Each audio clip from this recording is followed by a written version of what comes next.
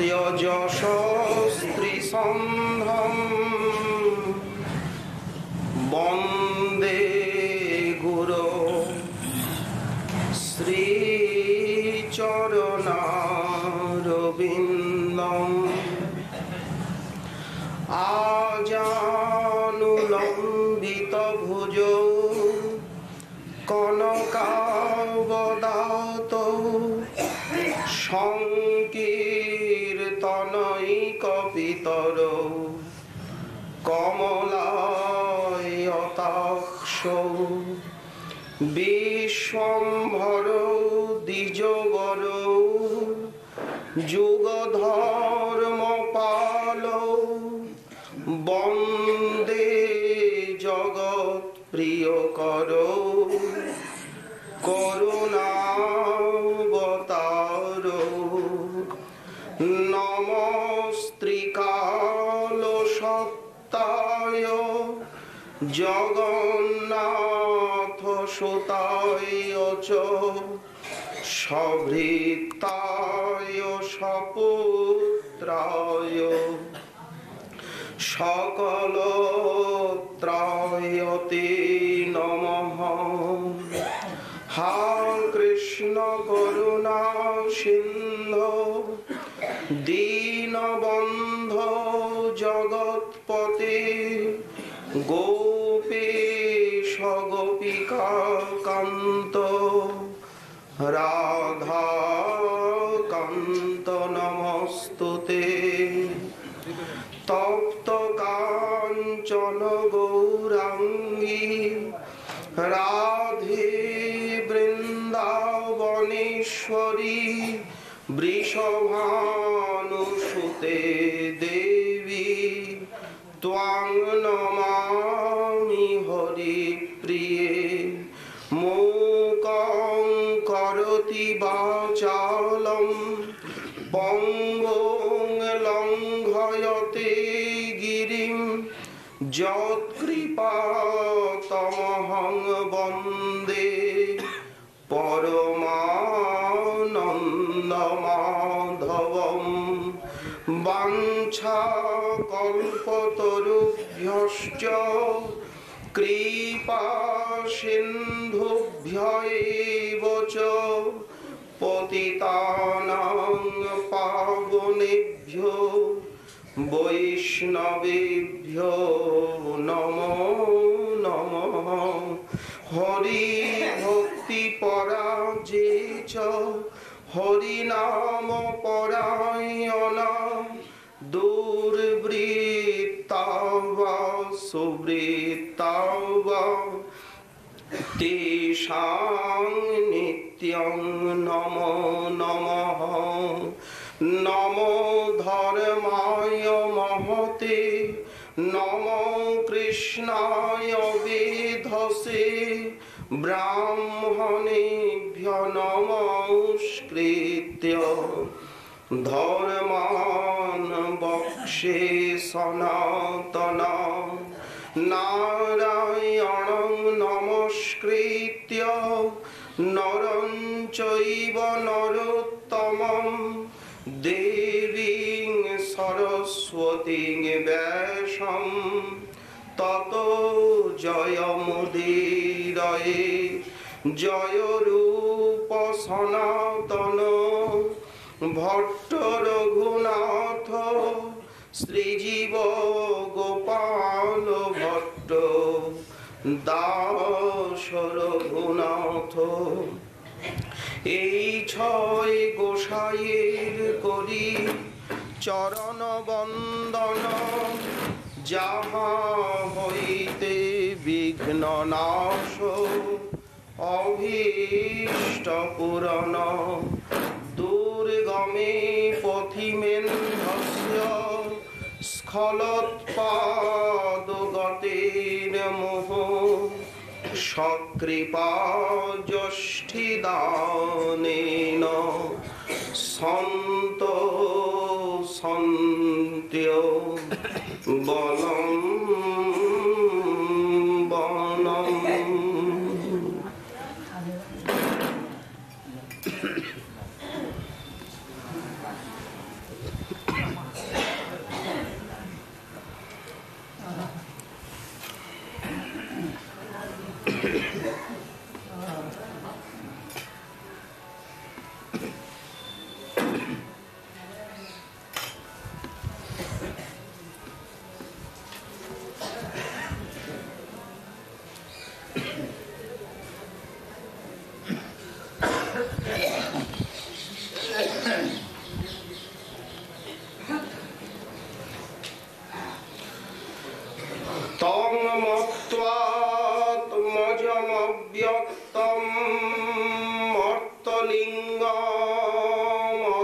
বৎসজম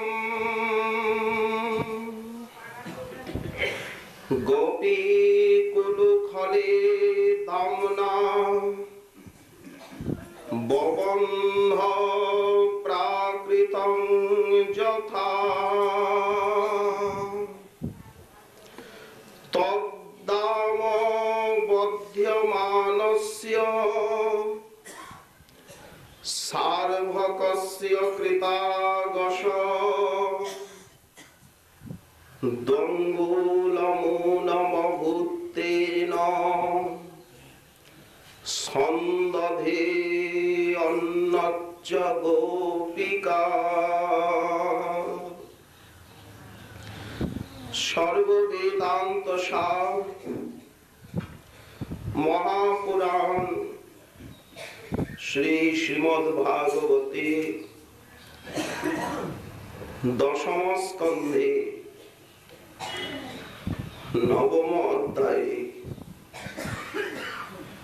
রামবন্ধন লীলা প্রসঙ্গে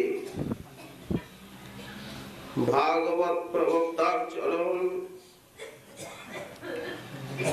মহামুনি শ্রীল শুকদেব বর্ণনা করে চলেছেন এই মধুরাতি মধুর লীলা। মা, তুমি কাকে মানতে যাচ্ছ? দেখুন, তিনি অব্যক্ত, তিনি কালাতীত, তিনি সীমার বাইরে দেশাতীত, অসীম অনন্ত, সর্বাশ্রয় সর্বাধার অবাঙ্গমনসগোচর,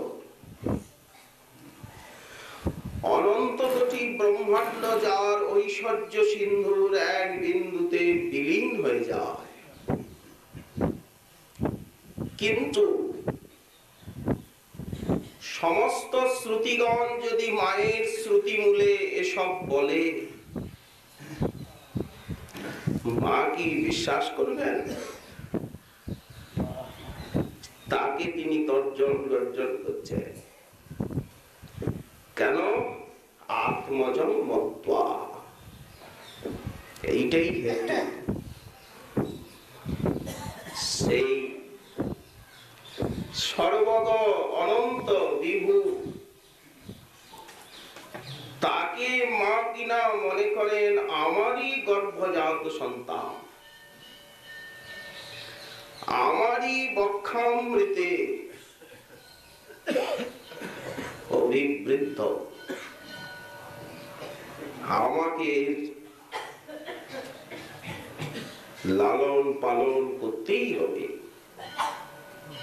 আমি একে শাসন করবার একান্ত অধিকারিণী। দেখো দেখো মা, ওই দেখো মাটিতে শুয়ে পড়েছে, যাতে তুমি বাঁধতে না পারো। নানা চাঞ্চল্য প্রকাশ করছে।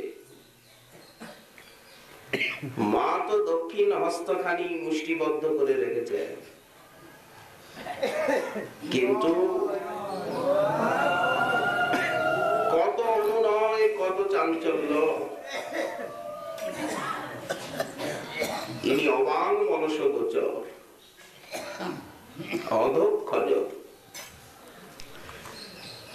চক্ষু একে দেখতে পায় না, শ্রোত্র আদি ইন্দ্রিয় একে প্রকাশ করতে অসমর্থ, মন এর মননের যোগ্য নয়, বুদ্ধি একে স্পর্শ না করতে পেরে ফিরে আসে। উপনিষদ এর স্বরূপ নির্ণয় করেছেন, যত বাচ নিবর্তন্তে অপ্রাপ্য মনসা সহ, ঘুরে আসছে। তিনি চক্ষুর চক্ষু, ইন্দ্রিয়েরও প্রকাশক, অতীন্দ্রিয়ের পরাবধি, অধঃক্ষজ। ইন্দ্রিয়জ জ্ঞান বহু নিচে, যাই হোক, মায়ের প্রেমে চির আবদ্ধ। দেখুন, এক হচ্ছে তত্ত্ব, আর আরেকটি হচ্ছে লীলা। বারবার লীলার বুকে তত্ত্বের ঝংকার ভালো লাগে ঠিকই, কিন্তু লীলা এবং তত্ত্ব এক জিনিস নয়। সবকিছুর সমাধান কর্ত্রী হচ্ছে তার অচিন্ত শক্তি। এই অচিন্ত শক্তিকে না বুঝলে তখন লীলা নয় কাল্পনিক হয়ে পড়ে, নয় মায়া হয়ে পড়ে। লীলার নিত্যত্বের অনুভূতি হয় না। সাধারণ মানবীয় বুদ্ধি এর কোন সমাধান করতে পারে না। অনরণীয়ান মহত মহীয়ান। দেখুন, একদিকে শ্রুতি বলছেন উনি অপানিপাদ, আবার বলছেন সর্বতঃ পানিপাদম তৎ সর্বতঃ শিশিরো মুখম। কই, আমরা তো দেখছি তার সেই দুইটি চরণ আর দুইটি সুকোমল হস্ত। ওই তো নবনীত হাত থেকে পড়ে যায়। বললেন ওই যে অচিন্ত শক্তি, উগ্র অনুগ্র, তিনি উগ্র বটে, আবার অনুগ্র, বীর অবীর। হিরণ্যকশিপুরের কাছে নরসিংহ ভগবান কত উগ্র। উগ্রং বীরং মহাবিষ্ণুং জ্বলন্তং সর্বতোমুখম। কতখানি উগ্র। সিংহ অন্যের কাছে কত উগ্র, কিন্তু আপন শাবকের কাছে অনুগ্র। প্রহ্লাদের কাছে একদমই শীতল। উনি বললেন তোমার এই রূপ দেখে সকলে ভয় পাচ্ছে, আমি কিন্তু ভয় পাচ্ছি সংসার চক্রকে দেখে। এই যে ভববৈতরণীতে পতিত হয়েছি, খরস্রোতে ভেসে যাচ্ছে, জীব ভৈ কতচ্যত অচ্যুত বিকর্ষতি মাগি তৃপ্তা শিষ্মন্নত শ্রবণ তদ উদরাদিন ঘ্রাণোন্নত চপল দৃক্কচ কর্ম শক্তি। এক একটা ইন্দ্রিয় আমাকে এক এক দিকে টানছে। যেখানে যেখানে জন্ম নিয়েছি, প্রিয় বস্তুর প্রাপ্তিজনিত হর্ষ আর অপ্রিয়ের প্রাপ্তিজনিত দুঃখ বারবার আমায় ভোগ করতে হয়েছে। কি করে আমি তোমার ভৃত্যগণের সেবাকে ত্যাগ করব? তস্মিন কথং তব গতিং বিমৃশামি দীন। দেখুন, উগ্র অনুগ্র, বীর অবীর। এই বীর তিনি, অথচ তখনই খেলায় হেরে যাচ্ছেন সখার কাছে। বৎস বক অঘ পুতনা তৃণাবর্ত তাদের কাছে বীর, আর তখনই সখার কাছে হেরে যাচ্ছেন খেলায় অবীর। যখনই তিনি বিভু মহান, তখনই তিনি আবার মায়ের কাছে শিশু। জগতে তো এমন হয় না। বললেন একমাত্র অচিন্ত শক্তি সমাধান কর্ত্রী। তাই পরিপূর্ণ বাৎসল্য প্রেমের আবেশে মা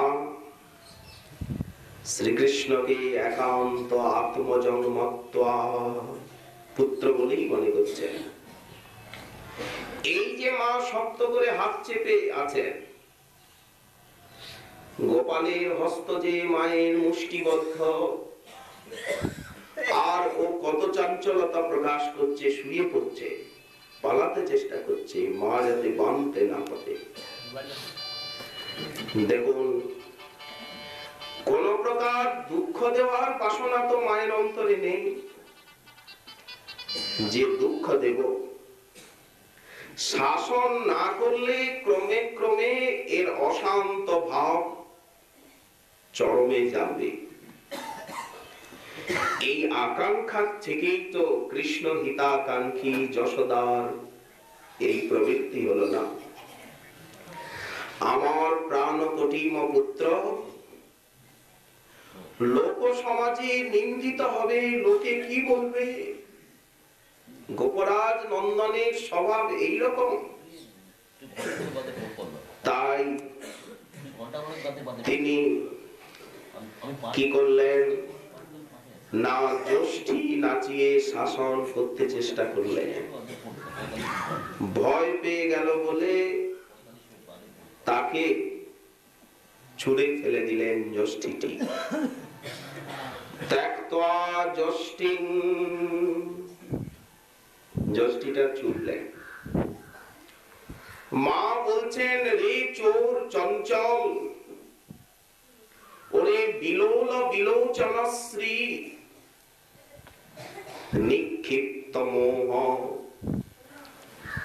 ওরে চোর, ওরে চঞ্চল, তুই ভাবছিস বুঝি নয়ন সুষমায় আমার মনকে ভোলাবি? এমন সম্বোধন কে করতে পারে? চোর বলে, চঞ্চল বলে?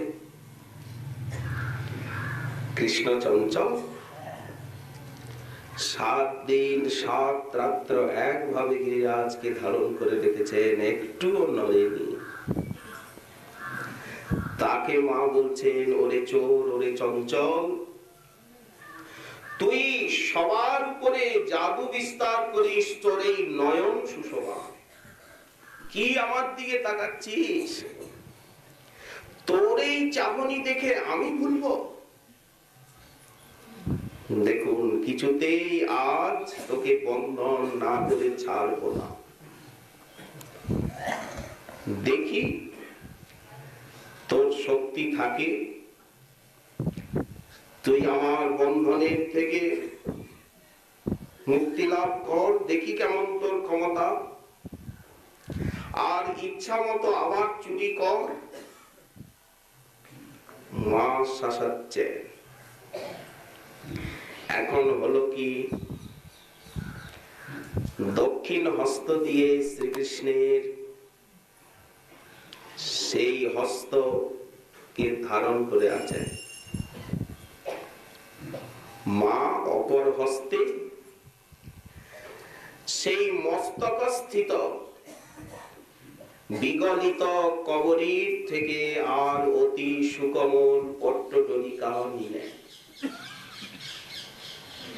কেশ মায়ের বিগলিত হয়েছে কবরী বন্ধন, সেখানের থেকে সুকোমল একটা পট্টডলি মা বের করলেন। দেখো, কেউ কেউ বলেন যে সামান্য নবনীত তরে বেঁধেছিল যুগল করে। প্রবাদ বাক্য, সামান্য নবনীতের জন্য মা যুগল করে বেঁধেছিলেন তা নয়। সুকমণি যে বর্ণনা দিচ্ছেন তাতে মা শ্রীকৃষ্ণের হাতে বাঁধেননি, উদরে বেঁধেছিলেন, তাই তো? এই জন্যই নাম হলো দামোদর। উদরে বেঁধেছেন এইভাবে, এইভাবে না, এইভাবেও না। যদি তাই না হতো তাহলে বলা হতো দামও করো। উদরে না বাঁধলে দামোদর হতেন না, দামও করো, করে যার দাম। হরিবংশ বলেন, দামনা চৈব উদরে বধ্য প্রত্যবন্ধ উলুখলে। বালক না, দামের দ্বারা উদরে বন্ধন করে আর ওই উলুখলের সঙ্গে বেঁধে রেখেছিলেন। এই জন্য দামোদর নামে প্রসিদ্ধি। দেখি তোর কেমন ক্ষমতা, দেখি তুই আবার চুরি কর গিয়ে যা, আমার দিকে তাকাচ্ছিস, তোর ওই নয়ন সুষমা দেখে আমি বলবো। দেখুন, বারবার মায়ের হাতের থেকে পালাতে চেষ্টা করছে, করি শাবকের মতো, মাঝে মাঝে চিৎপাত হয়ে শুয়ে পড়ছে, কিন্তু খালাস নেই ঠাকুর। এখন বিপদে পড়ে গেলে চিৎকার করে কাঁদছে, ও মা রোহিণী, বড় মা তুমি কোথায়? দেখো আমায় বাঁধবে বলছে, খেলতে দেবে না, নবনীত খেতে দেবে না, সব খেলনা কেড়ে নেবে। কি হবে? চিন্তার আকাশ ভেঙে পড়লো গোবিন্দের মস্তকে। কি হবে তাহলে? উচ্চেশ্বরে বলদেবের জননী রোহিণীকে ডাকছে, ও মা রোহিণী, কোথায় আছো তুমি? শীঘ্র এসো। দেখো, সামান্য একটু নবনীত খেয়েছিলাম আমি, এই আমার দোষ, তাতে মা আমাকে বাঁধছে, তুমি এসে রক্ষা করো। কত টাকাটাকি করলেন, কই কারো তো সারা শব্দ নেই। থাকবে কি করে? সর্বজ্ঞ ঠাকুর অজ্ঞ হয়ে গেলেন। বড় মা আজকে নেই নন্দালয়ে, তিনি উপনন্দ মহাশয়ের গৃহে নিমন্ত্রিত, সেইখানে গেছে। এখন শ্রীকৃষ্ণ যখন চিৎকার করে কাঁদছে, সেই ক্রন্দনধ্বনি শুনে আশেপাশের গোপিনীগণ এসে উপস্থিত হলেন। তারা গৃহকার্য ত্যাগ করে নন্দালয়ে এসেছেন কাক ভরে। দেখছেন কৃষ্ণ জননী যশোদা সেই কবরী বন্ধন পট্টডরিকা নিয়ে আর পুত্রের কোমরে জড়াতে চেষ্টা করছে। সার্ভবস্য কৃতাদশ অপরাধী পুত্রের কোমরে জড়াচ্ছেন পট্টডরিটা। তারা যশোদাকে ঘিরে ঘিরে আর দাঁড়ালো নির্বাক হয়ে। এ কি করছো ব্রজরাজ্ঞী, এ কি করছো? মা ভাবছেন গিরোটা দিলেই হলো, ঘুরিয়ে আনছেন, কিন্তু যেই গ্রন্থি দিতে যাবেন 2 আঙ্গুলি কম হচ্ছে, এই এতটুকু কম হচ্ছে পট্টডরিটা। দঙ্গুল নূনম। মা আরেকটা পট্টডরি টেনে বের করলেন, জোড়া দিলেন, বেশ আবার ঘুরিয়ে আনলেন। আশ্চর্য তো, আবার 2 আঙ্গুল কম হচ্ছে, 2 আঙ্গুলি কম। আরেকটা নিলেন। এখন কবরী বন্ধন ডরিকা তো নিঃশেষ, আর কত থাকে? এখন সমাগত ওই যে ওরা ঘিরে নির্বাক হয়ে দেখছে। মা বললেন, তাকিয়ে কি দেখছিস? কি আসছিস তোরা? যা রজ্জু সংগ্রহ করে দে। এখন মা যখন আদেশ করলেন, সজল নয়নে যশোদানন্দন নীরব দৃষ্টিতে যেন ওদেরকে অনুরোধ করছে, ওগো না, তোমরা মায়ের কথা শোনো না, শোনো না তোমরা মায়ের কথা। সামান্য একটু নবনীত খেয়েছি, এই জন্য এইরকম। এখন নন্দনন্দনের সেই করুণ দৃষ্টিপাতে গোপরমণিগণের হৃদয় বাৎসল্য স্নেহ রসে আপ্লুত হয়ে গেল। তারা বললেন, ওগো ব্রজরাজ মহিষী, আহা, তুমি এমন রেগে গেলে, বাছার মুখের দিকে তাকাও, তোমার হৃদয়ে কি একটুও দয়ার সঞ্চার হচ্ছে না? কেমন ভাবে কাঁদছে, আকুলি বিকুলি করে কেমন ছটফট করছে, ওকে ছেড়ে দাও না। ও তো বলছে যে এমন কার্য আর কোনোদিন করবে না। যশোদা রুক্ষস্বরে বললেন, এই তোমরাই প্রশ্রয় দিয়ে আর আমার পুত্রকে চোর বানিয়েছ, লাই দিয়ে মাথায় চড়িয়েছ তোমরাই। তোর মা বলো কি? ঠিক বলছি, কারণ তোমরাই প্রশ্রয় দিয়ে দিয়ে আমার পুত্রকে চুরি বিদ্যা শিক্ষা দিয়েছ, আর এখন আমি শাসন করতে যাচ্ছি, বাধা দিচ্ছ এসে। তোমাদের মনস্কামনা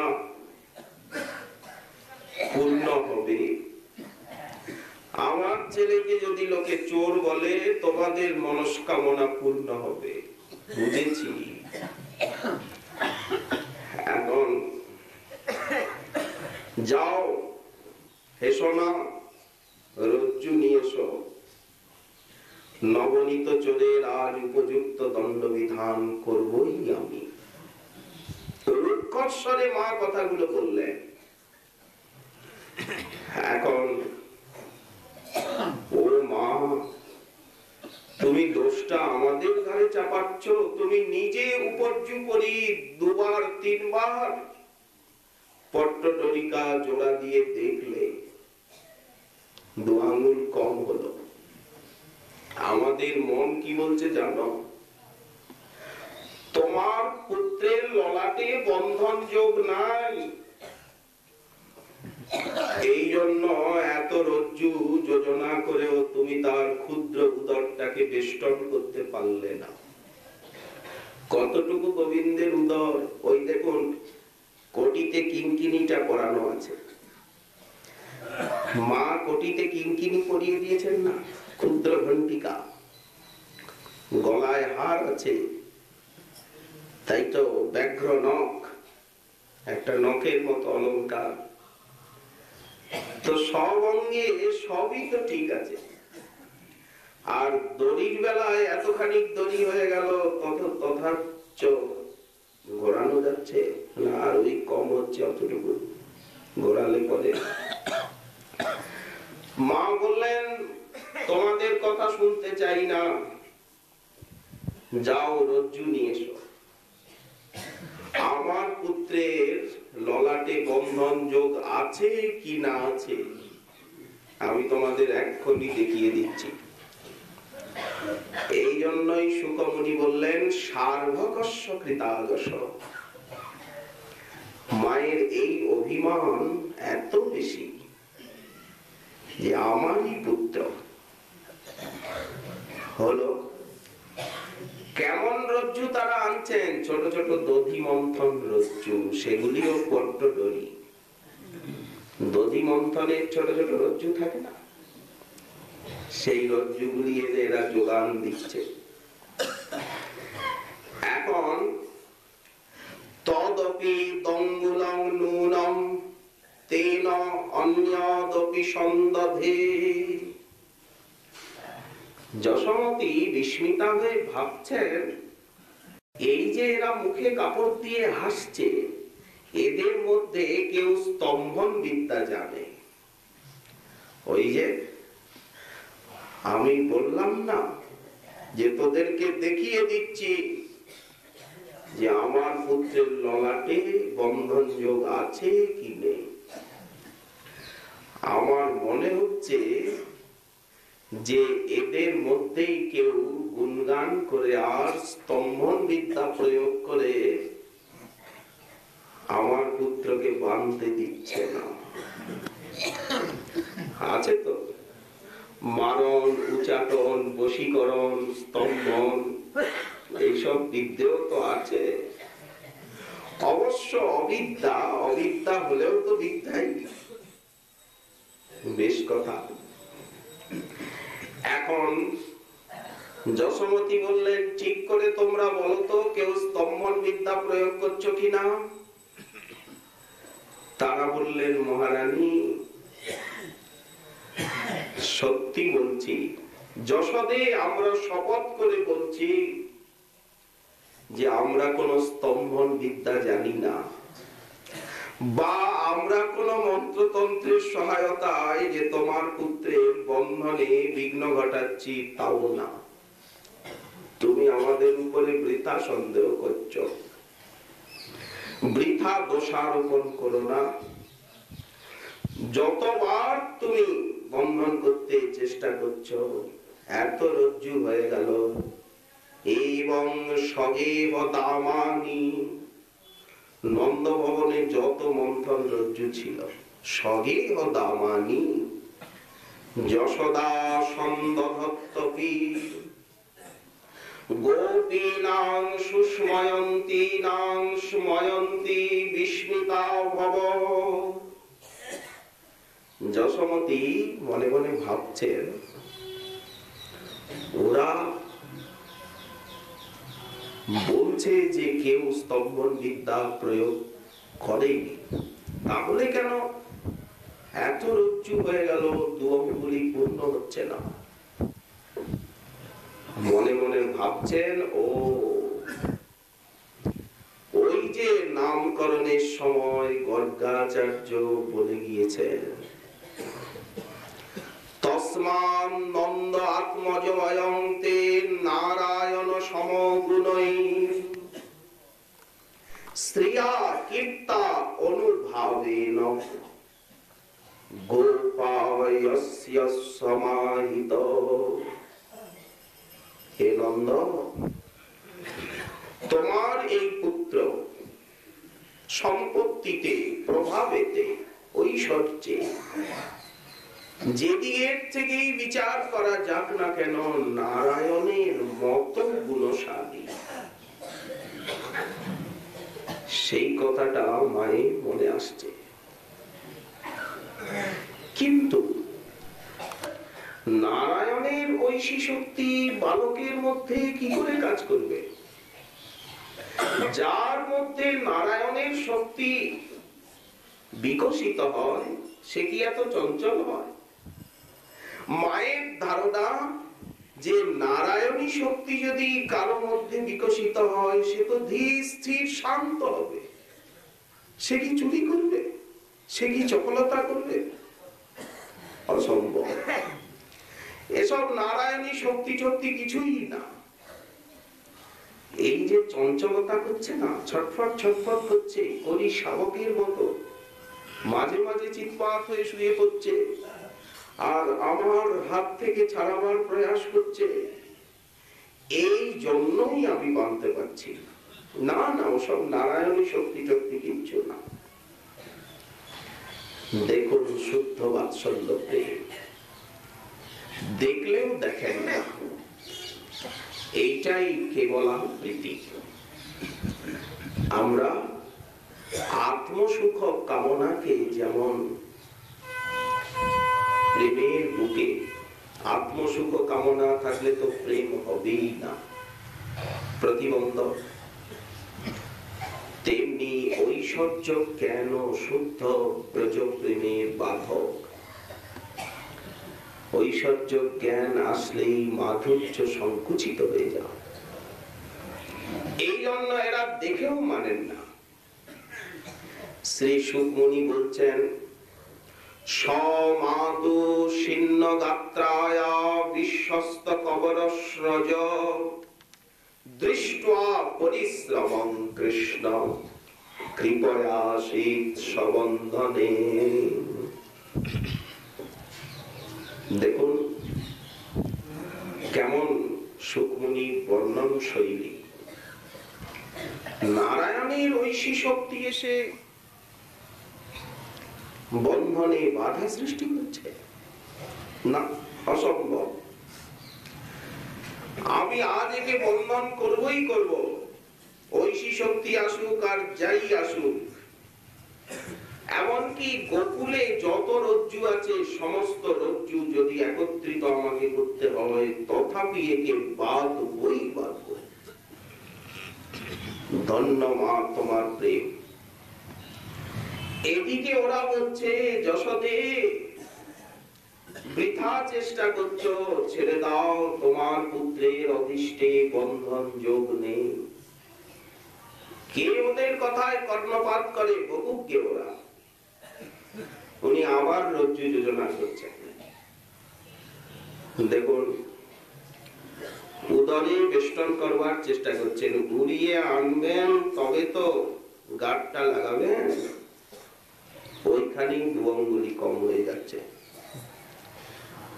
যশোদা মনে মনে ভাবছেন, ওই যে বারবার ও চঞ্চলতা করছে, উঠে পালাতে চেষ্টা করছে, না হলে ঐশী শক্তি বাধা দিচ্ছে, ওই যে নারায়ণের শক্তি এসে গেছে বুঝি এর মধ্যে, অথবা এদের মধ্যে কেউ স্তম্ভন বিদ্যা প্রয়োগ করছে।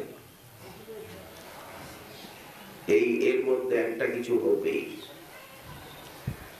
মা মনে মনে ভাবছেন, গলায় যে হাতটা পরিয়ে দিয়েছি, হাতটা তো গলায় ঠিক সেই রকমই আছে। কোটিকে আমি কিঙ্কিনি দিয়ে আবদ্ধ করেছি, কোটিতে কিঙ্কিনি আছে, আর বাম হস্তে কি করেছি? মুষ্টিবদ্ধ করে রেখেছি। তো বাদ সাধলো খালি কোমরটা, কিঙ্কিনি পরিয়েছি আবদ্ধ, হার পরিয়েছি ঠিক আছে, হাতে ধরে রেখেছি, সবই ঠিক, সব জায়গায় বদ্ধ, আর কোমরটাই বাদ সাধলো। এত রজ্জু হলো যে কোমরটা কিছুতেই ঘুরি আর দু আঙ্গুলি পূর্ণ হচ্ছে না। ব্যাপারটা কি? এদিকে হয়েছে কি? আচ্ছা, এই দু আঙ্গুলিটা কি? বৈষ্ণব তোষণীতে গোস্বামীপাদ বর্ণনা করছেন, স্থিতেপি প্রেমনি, প্রেম থাকলেই হলো না। দেখুন লীলার মধ্যে থেকে একটা তত্ত্ব শিক্ষা দিচ্ছেন নন্দনন্দন, বা লীলা সত্যি আমাদেরকে জানাচ্ছে। স্থিতেপি প্রেমনি বৈয়গ্র বিশেষ তজ্জাত তৎকৃপা বিশেষাভ্যাম দাভ্যাম উনক্তেন তদ্বশীকরণং ন স্যাৎ। গোস্বামীপাদ বললেন, প্রেম থাকলেই যে সর্বদা তাকে বাধা যায় তা নয়। ভগবানকে নিজের আয়ত্তাধীন করে রাখতে গেলে পরিপূর্ণ প্রেম, আর সেই পরিপূর্ণ প্রেমত্ব যে ব্যগ্রতা, প্রেম পরিপূর্ণ আছে কিন্তু ব্যগ্রতা নেই, বললেন হবে না। ব্যগ্রতার অভাব বশত তার কৃপারও বিকাশ হয় না। প্রেম আছে বাঁধবার মতো, কিন্তু প্রেমের বুকে বৈয়গ্র নাই, ব্যগ্রতা না, আমি বাঁধবই। এই যে ব্যগ্রতা, ঢিলে ঢালা ভাবে হবে না। তীব্রেণ ভক্তি যোগেন, এই জন্য তীব্র ভক্তি যোগ শব্দ দেওয়া আছে। আরে হবে কি আছে, হবে, গরিমসিতে হবে না। পরিপূর্ণ প্রেম থাকলেও হবে না যদি প্রেমের বুকে ব্যগ্রতা না থাকে, তার কৃপার উদ্রেক হবে না। আর কৃপার বিকাশ না হলে ভগবানকে বশীভূত করা যাবে না। তাহলে দুটো দেখানো হলো, প্রেমর্থ বৈযজ্ঞতা আর যতটুক ব্যগ্রতা ততটুক কৃপার বিকাশ। এই দু অঙ্গুলি। তাহলে যেখানে প্রেমে ব্যগ্রতা নাই, আরতি, উৎকণ্ঠা, ব্যাকুলতা, একাগ্রতা যেখানে নাই, সেখানে কৃপার বিকাশও তার দৃশ্য নাই। বেশ কথা। তাহলে তাকে বশীকরণ করতে গেলে কি করতে হবে? ব্যগ্রতা এবং কৃষ্ণ কৃপা দুইয়ের সাহায্য ব্যতীত কখনোই তিনি একান্ত বশীভূত হন না। বেশ, কিন্তু প্রথমে মা মনে করেছিলেন ক্ষুদ্র বালক, একে আর বাঁধবো, এটা তো অকিঞ্চিত কর, কিছুই না। একে বাঁধবো, এটা তো অকিঞ্চিত কর, কিছুই না আমার পক্ষে। কিন্তু যখনই বারবার দু আঙ্গুলি কম করতে লাগলো আর ওরা হাসছে, মা ছেড়ে দাও, দেখো কেমন কাঁদছে, ও তো বলছে জীবনে আর এমন কার্য কোনদিন ও করবে না, ছেড়ে দাও না ব্রজ মহিষী। কিন্তু ব্রজরাজ মহিষী তাদের কথায় কর্ণপাত করলেন না। এই দেখুন ব্যগ্রতা আসছে, আমি একে বাঁধবই বাঁধবো। সারা গোকুলের রজ্জু যদি একত্রিত তার জন্য আমাকে করতে হয়, করবই। এই ব্যগ্রতা এলো, পরিশ্রান্ত হয়ে পড়লেন, ঘর্মাক্ত হলো মায়ের মুখ কমল শ্রীবিগ্রহ। দেখুন কেশপাশ আলুলায়িত হলো, চঞ্চল চপল শিশু করি শাবকের মতো। এইদিকে ঐশী শক্তি মনে মনে ভাবছে যে আমার প্রভুর যখন বন্ধন ইচ্ছা নাই, তাহলে আমি একটু সেবা করি দেখি আড়ালে গোপনে থেকে। ঐশী শক্তির ক্ষমতা নেই যে যশোমতীর সামনে নিজেকে আত্মপ্রকাশ করতে পারে, সে ক্ষমতা নাই। আড়ালে থেকে ঐশী শক্তি মনে মনে ভাবছে ওনার যখন ইচ্ছা নাই, আমার উচিত ওনার পক্ষ হয়ে কিছু সহায়তা করা। তাই অলক্ষ্যে থেকে ঐশী শক্তি প্রভাব বিস্তার করছে বলে অত রজ্জু হয়ে গেল ঢের, কিন্তু ওই দু আঙ্গুলি কম হচ্ছে। কেন ঐশী শক্তি এখানে আত্মপ্রকাশ করতে পারছে না সম্মুখে? যখন বামন ভগবান তিনি বলি মহারাজের কাছে দানটা নিলেন, তখন চরণগুলো কেমন বাড়ছে, তখন বামনের থেকে ত্রিবিক্রম রূপ ধারণ করলেন। বলির সামনেই চরণ বাড়ছে বাড়ছে বাড়ছে চরণ, সারা বিশ্ব জুড়ে চরণ, চরণ ছাড়া আর কিছু নাই। উপরে দেখুন সারা আকাশ ঢেকে গেছে চরণে, চরণ উঠছে উঠছে উঠছে, যেদিকে তাকান চরণই চরণ। আরে চরণই চরণ, আর কিছু দেখা যায় না, সব ঢেকে গেছে। সৌরমণ্ডলকে ভেদ করে চরণ আগে উঠছে পতাকার মতো। কিন্তু বলির সামনে বিভূতা শক্তি প্রভাবটা দেখালো, আর মায়ের সামনে বিভূতা শক্তি কেন গোপনে লুকিয়ে আছে? বললেন মায়ের প্রেম চন্দ্রকান্ত মণির মতো।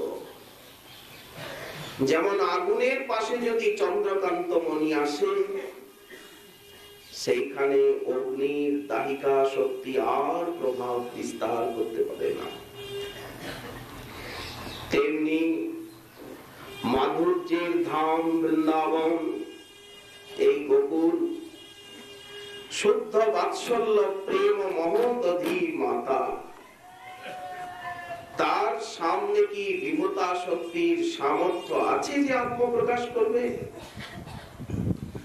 ওই গোপনে থেকে কেবল বন্ধনে বিঘ্ন সৃষ্টি করেই ছাড়লো, এর অধিক কিছু করবার ক্ষমতা নেই। দেখুন, কৃষ্ণের বন্ধন গ্রহণের ইচ্ছা নেই, এই জেনেই তো বিভূতা শক্তি আর সেবা করতে চেষ্টা করছে। কিন্তু এখানে কৃষ্ণের কোন ঐশী শক্তি প্রভাব বিস্তার করতে পারে না, কারণ শুদ্ধ ব্রজধাম। বিভূতা শক্তি যেন বলছে, মা আরে রজ্জুর কা কথা, অনন্ত কোটি ব্রহ্মাণ্ড যদি তুমি তোমার এই রজ্জুর সঙ্গে যুক্ত করো, দেখুন অনন্ত কোটি ব্রহ্মাণ্ড সারি সারি রজ্জুর সঙ্গে যুক্ত করো, ঘোরাও এবার,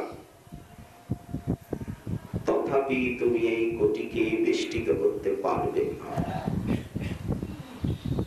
কিন্তু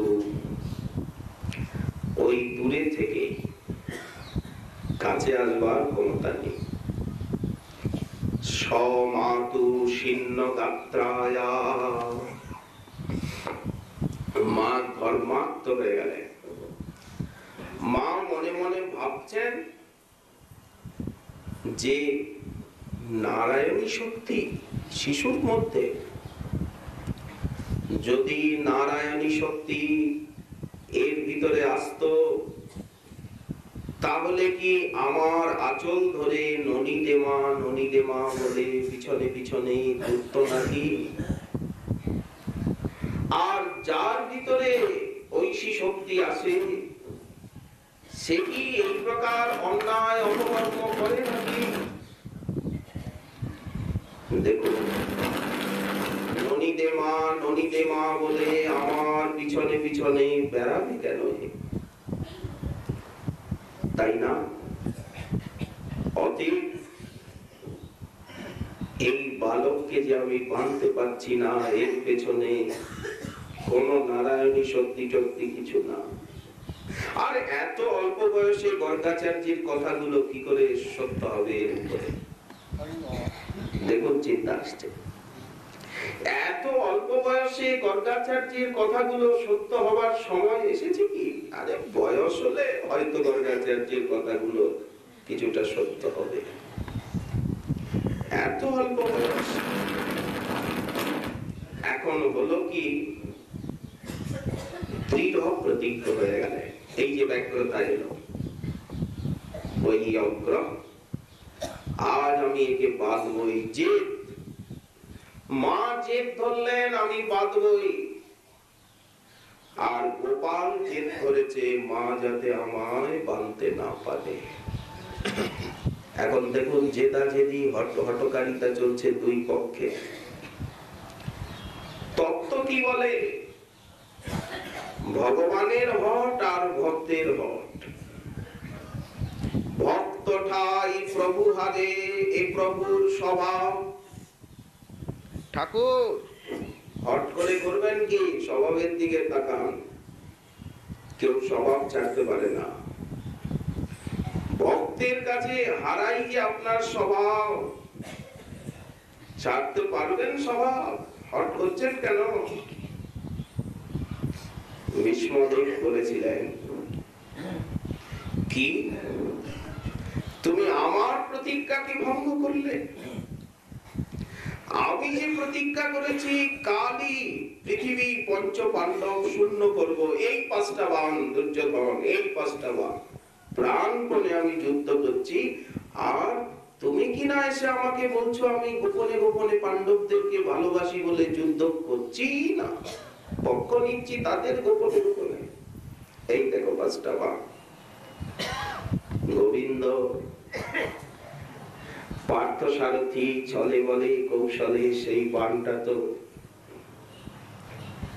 উনি সেখানের থেকে উদ্ধার করে আনলেন। কিনা করে কিনা বলে ভক্তের কারণে সত্য স্বরূপ হয়েও মিথ্যা হয়ে যাওয়া ভক্তের জন্য। ভীষ্মদেব যখন জানতে পারলেন ও আমার সঙ্গে ছলনা, ভীষ্মের সঙ্গে, আমিও প্রতিজ্ঞা করছি, তুমি যে প্রতিজ্ঞা করেছ কুরুক্ষেত্রে রণাঙ্গনে অস্ত্র ধরবে না, আমি তোমায় অস্ত্র ধরিয়েই ছাড়ব। এমন যুদ্ধ আরম্ভ করলেন, হাজার হাজার বাণ অর্জুনের উপরে নিক্ষেপ করছে। উনি করছেন কি, অর্জুনকে বাঁচাতে সব বাণগুলো নিজের অঙ্গে নিয়ে নিচ্ছেন, তাই না? দেখুন, সেই ভীষ্মের নিক্ষিপ্ত বাণে অঙ্গবিদ্ধ রুধির ধারা প্রবাহিত হচ্ছে। শ্রীকৃষ্ণের বীর রসের আস্বাদন। আচ্ছা, এই যে শ্রীকৃষ্ণের অঙ্গে এত বাণ এসে বিদ্ধ হয়েছে, ভক্তেরা এটা দেখতে পারেন? রুধির ধারা প্রবাহিত হচ্ছে। বললেন না, দেখুন খুব বড় মল্লবীর, এখন সকলে খুব যুদ্ধ করছে, কুস্তি হচ্ছে, আর সেইখানেই বসে আছেন একজন খুব বড় মল্ল। তার কি মনে হয় না যে দুটো চারটে কিল ঘুষি যদি আমার অঙ্গে লাগতো কেমন হতো? শরীরটা ম্যাচ করে না? করে কিনা? লড়াই হচ্ছে মল্ল ক্রীড়া, আর সেইখানেই একজন মহামল্ল বসে আছে, তার কি মনে হয় না যে দুটো চারটে কিল ঘুষি যদি আমার উপরেও পড়তো তাহলে কেমন মজা লাগতো? শরীরটা ম্যাচ করে কিনা? তাহলে যিনি নিখিল বলিয়ান্দনের, যিনি অখিল বলের মূল উৎস, এত যুদ্ধ হচ্ছে, ওনার কি ইচ্ছা হয় না যে আমার অঙ্গে যদি দু চারটে বাণ লাগতো তাহলে কেমন? আরে কিছু না, তারা মশার কামড়ের মতো অনুভব করেন না, টেনে ফেলে দেন, কিচ্ছু হয়নি। তো হঠাৎ শ্রীকৃষ্ণ পিছন ফিরেছেন, দেখছেন বেচারি অর্জুন পারছে না, মুখ শুকিয়ে গেছে, আর অর্জুনের অঙ্গ ভীষ্মের বাণে ক্ষত বিক্ষত, রুধির স্নাত। তখন আর উনি স্থির থাকতে পারলেন না, কিং কর্তব্য বিমূঢ় হয়ে রথের থেকে ঝাঁপ দিয়ে পড়লেন, ছুটে যাচ্ছেন ভীষ্মকে এক্ষুনি প্রাণে মারব। দিশেহারা, পিঠ উত্তরীয় বিগলিত হয়ে পড়ে গেল মাটিতে। ঠিক যেই প্রকার সিংহ গজরাজের দিকে ধাবিত হয়, সেই প্রকার ধাবিত হচ্ছেন রথচক্র নিয়ে, একটা চাকা রথে, তাই নিয়ে পদভরে মেদিনী কম্পিত হতে লাগলো, ধরিত্রী ধরণী টলমল করছে। স্বনিগমম অপহায় মপ্রতিজ্ঞাম ঋতমধিকর্তুমবপ্লুত রথস্থ ধৃত রথ চরণ অভ্যহার চলদ্গু হরিরিবৈব হন্তুম গতোত্তরীয়। জয় কার হলো? ভীষ্মদেব সঙ্গে সঙ্গে সরাসন ত্যাগ করে কৃতাঞ্জলি হলেন। প্রতিজ্ঞা কার গেল আর কার রক্ষিত হলো? ভক্ত ঠাই প্রভু হারে প্রভুর সভা। এইখানেও যশোমতী জেদ বললেন, আমি তোকে বাঁধবই বাঁধবো। কি তোরা হাসছিস, কি বলছিস? আমি ওকে বাঁধবই, আমার পুত্র, আমার জঠর জাত, আমি ওকে বাঁধতে পারবো না। ঐশী শক্তি, নারায়ণী শক্তি, রাখবে তোদের নারায়ণী শক্তি, ঐশী শক্তি। এত অল্প বয়সে কারো ভিতরে নারায়ণী শক্তির বিকাশ হতে পারি না। গর্গাচার্যের কথাটাও মনের থেকে বের করে দিলেন। আর গোবিন্দ হট করছেন যাতে আমায় বাঁধতে না পারে, ঘর্মাক্ত হয়ে পড়লেন। ওইবার দেখুন, এই বৈয়গ্র সঙ্গে সঙ্গে কৃপা বিশেষের উদয় হলো। ওই যে প্রেমর্থ বৈয়গ্র এবং তদ্দর্শনে ভগবত কৃপা বিশেষের উদ্রেক, এই দুই ছাড়া বন্ধন সম্ভব হয় না। শ্রী শুক মুনি বর্ণনা করছেন সেই অপূর্ব লীলা। শ্রী শ্রীমন মহাপ্রভুর কৃপা বিষয়ে আশা করি আজকে